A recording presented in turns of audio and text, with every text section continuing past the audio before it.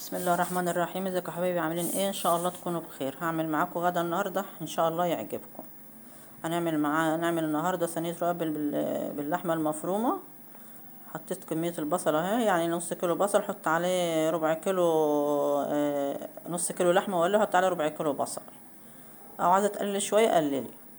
انا معايا نص كيلو لحمه، حطيت ربع كيلو بصل وقللت منه برضو. ومعايا اللحمه اهيت، واللحمه خلي فيها شويه حته دهنه حلوه، حط فيها حته دهنه حلوه. ما عندكيش دهنه حطي سمنه زي ما حطيت كده اهو.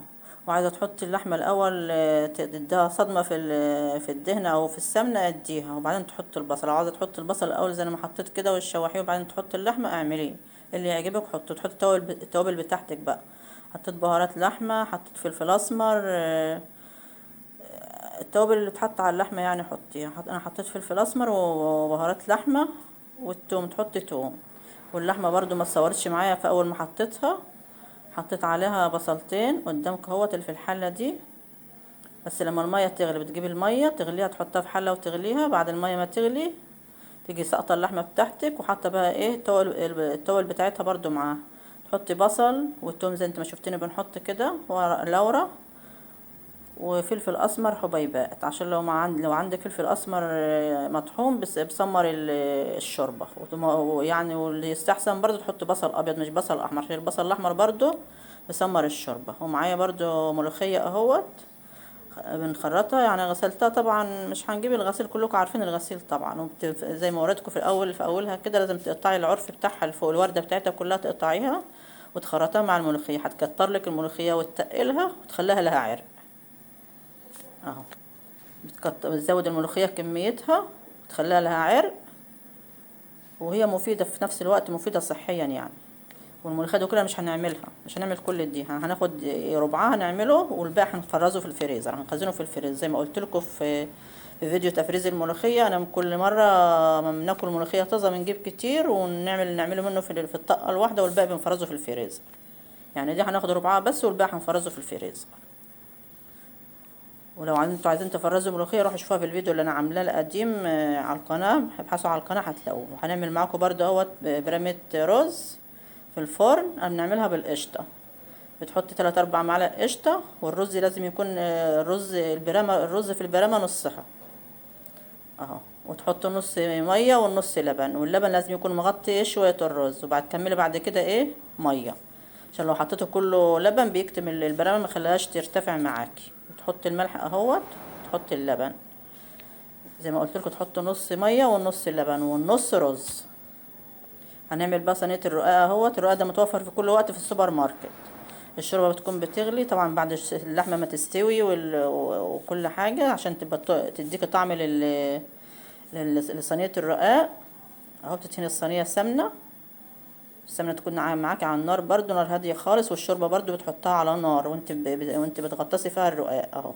الشوربه دي على نار هاديه خالص، وانا بناخدها برضو من الحله بتاعت الشوربه وهي على النار برضو، عشان لو بردت معاكي مش هتلاقيلك الرقاق كويس اهو.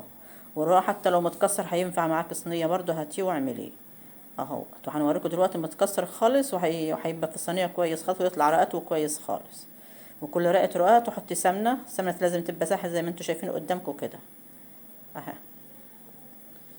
اه.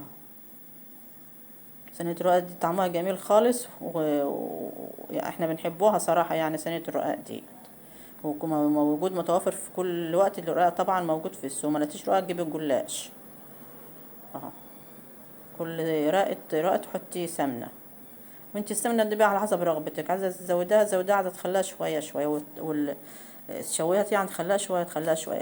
الرقاق بقى وانت اللحمه وانت بتحطها هي استوت اهيت، وانت بتحطيها ما تحطيش على الرقاق السمنه. الطبقه اللي هتحط على اللحمه ما تحطهاش على السمنه، عشان اللحمه فيها سمنه، عشان ما تبقاش تقيله في السمنه اهو.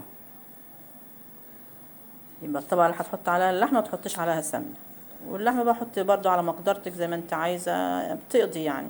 الرقاق ده احنا كنا بناكلوه الاول. كانت تيتا مامتي الله يرحمها كانت بتعمله لنا ساعات من غير لحمه، كان يبقى طعمه جميل خالص بالشوربه كده. وتحطه ينشف في الفرن برضو كان يبقى طعمه جميل. شايفين الرقاق مكسر اهوت، وينفع برضو في الصينيه وهيبقى كويس خالص. هتطلع الرقه برقتها وهيبقى كويس خالص. كل الشوربه بقى ما تنشف معاكي زوديها في الحله بتاعت الشوربه اهو. انت ما تحطيش بقى ملح ولا حاجه، الشوربه واخده ملحها واخده توابلها واخده كل حاجه. والطبق الوش دهوت برضو بتحط عليه سمنه اهو. كل برضو رقه في فوق اللحمه بتحط عليها سمنه، والسمنه دي هتخلي وشها يتحمر وحلو اهي زي ما انتوا شايفينها كده اهو.